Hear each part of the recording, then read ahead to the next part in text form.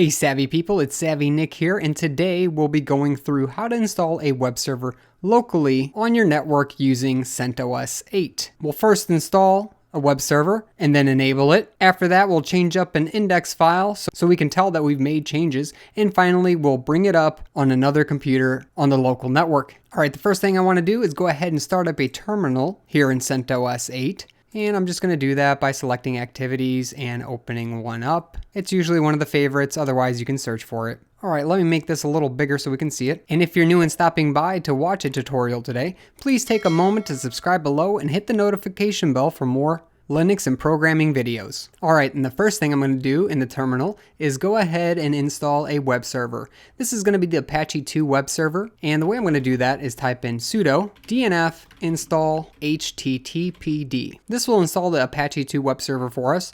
If you went ahead and followed through my install video, you did have an option to go ahead and install this package during the install process of CentOS 8. If you're interested in installing CentOS 8, I'm going to go ahead and put a link in the description below, as well as one in the top right hand corner, so you can go ahead and follow along with that tutorial as well. All right, now I'm going to press enter. And you may or may not be asked for a password depending on when you logged in as your root user before. Also, if you can't run these commands, just log in as the root user using sudo root. But as you can see here, for me, I already have the package installed, so it already told me it's installed, and that's because of the way I went through the installer in CentOS 8. I'm going to go ahead and continue on. If you don't have it installed, it will run through the package and install any missing dependencies, as well as the Apache 2 web server package. All right, the next thing I want to do is I want to go ahead and check out the status of the server. So I can do this by typing in sudo systemctl space status, and we'll type in httpd, the package that we just got done installing.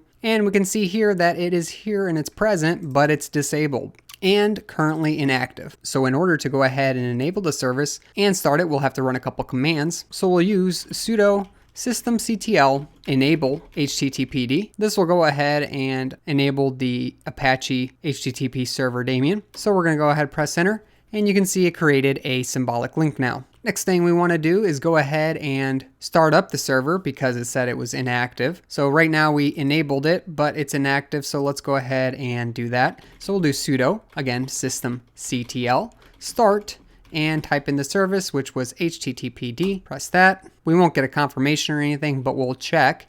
And we can do that by issuing a previous command, and that's the sudo systemctl status httpd. And now you can see that the service is enabled as well as active here. All right, now I'm going to go ahead and go into the root directory for the web server. That should be located in cd var, and then in here we should have a www directory, and we do, and then HTML inside of here. And once we're in this directory, we'll go ahead and list the contents out. There's nothing in here. So in order to make sure our web server is working properly, we need to make our landing page, which is the index.html page. So we can go ahead and use our favorite text editor in order to do so. I want to make sure I do this with super user privileges. So I'm going to type sudo in front, and then my favorite text editor is Nano here. So I'm going to use that, and I'm going to call the file index.html and open that up. Make sure you put your password in. And in here, I'm just going to write something, whatever for now. But in this directory is where your entire website and all the web pages will exist, including all your HTML, CSS, and JavaScript. So I'm just going to put, let's see, Savvy Nick was here, but he left. And then I'm going to go ahead and write this out by doing Control X, pressing Y for yes, and overwriting the current file.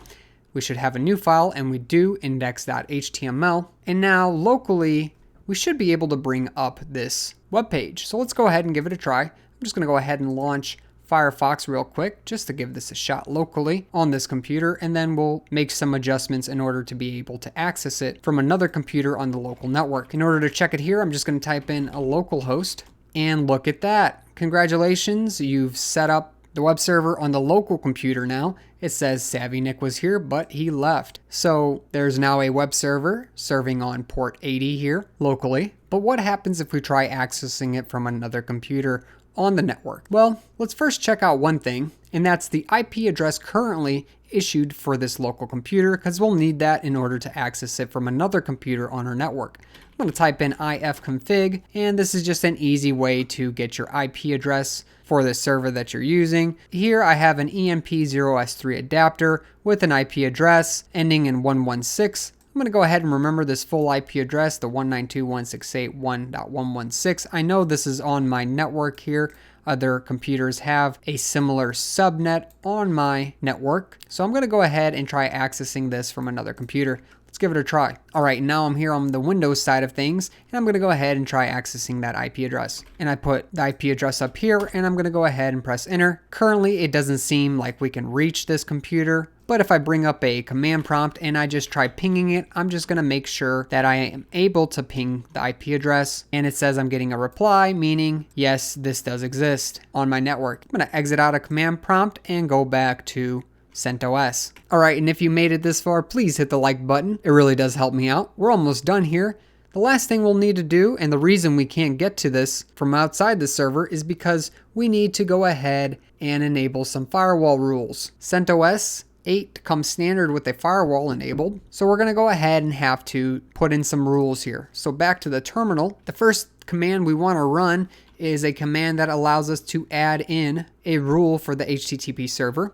We can do that by doing sudo firewall-cmd, and we're going to add a new service, which will add and open port 80 for us. So other devices on the network have access to port 80 on this server, and we'll type in the service as HTTP. We'll go ahead and enter that in, put our password in if necessary. You'll see a success if everything went all right. Another port that you probably want to open up, and you don't necessarily have to, but if you want to service HTTPS as well, you'll have to add that in as well. So now we get a success as well for the HTTPS. Following that, these are only temporary rules to our firewall, so we'll want to make them permanent by doing sudo firewall, again cmd, and then -- runtime to permanent. We'll press enter here and we get a success, so that's all good as well. Let's go ahead and list out all the ports that are currently being serviced by the firewall. We'll do sudo firewall command, so -cmd, and then -- list all. Now we can see that we have a few more services available. It says the HTTP service and the HTTPS service has been added here. If I would have shown you this before,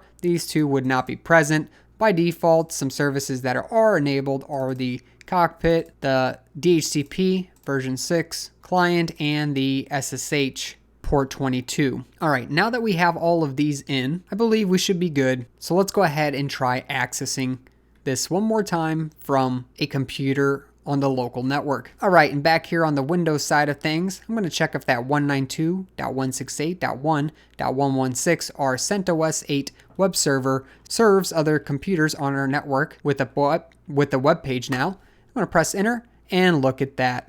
Congratulations if you made it this far. You've successfully installed everything necessary to run a web server locally on CentOS 8. This is a great thing to have in order to be able to test and develop web pages on locally, where you can use different devices in order to check the compatibility of your website with those devices. Now, I will make one more mention. If you'd like to open this up to the public, you can through your router's firewall settings. You will just have to allow port 80 to be forwarded, as well as 443. But I wouldn't suggest this because this exposes your web server to the public. I do suggest using this as a local web server for testing your web pages and web apps, or even at your office if you have a local network there that you'd like to use.